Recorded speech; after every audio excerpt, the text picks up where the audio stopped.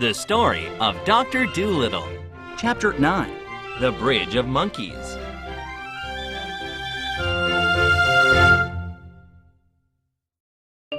Nobody moved a muscle. Even Gub Gub stopped crying. Two large bodies walked out of the trees. Suddenly, Chi Chi let out a scream.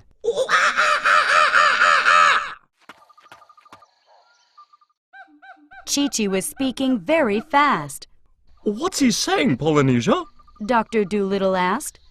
It's the language of the monkeys. I don't understand it. Polynesia shook her head. Chi Chi walked back with two big monkeys.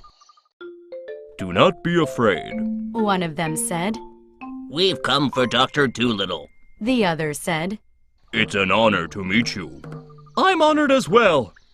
The doctor also beat his chest. Suddenly, the trees began moving again. This time, a whole army of monkeys walked out. Oh, there are so many! Cried Gub Gub. Together, the monkeys started to beat their chests. The land of the monkeys welcomes you, Dr. Dolittle. Chi Chi explained. Meanwhile, the king's guards heard the monkeys. This time they will not escape. The leader of the guards smiled. No one saw the guards coming toward them. We're almost there, said a very large monkey. Why is it so far? Whined Gub Gub. Do not worry, my pink friend. I will carry you, the large monkey said. At that moment, the king's guards ran out from behind. We got you now, prisoner! Shouted the leader. It's Jolliginki's guards! Yelled a monkey. Quickly, to the river! Cried out another. But all the humans heard was this. Ooga boonga, googa goo. Yup, hunga! Dr. Dolittle was not as fast as the animals. Dr. Dolittle! Barked Jip. Aha! You're mine now, medicine man. The leader laughed. Like a bolt of lightning, Jip jumped over and stood in front of Dr. Dolittle. Jip would not let anyone harm his beloved master. The king's guard lifted his spear and pointed it at Jip. Dr. Dolittle shouted for his dog to get away. Suddenly, from the sky, a coconut fell on top of the leader's head, and then he collapsed on the ground.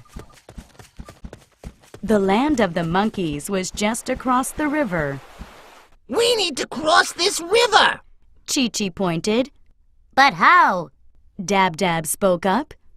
Oh, they're getting close. I can hear them.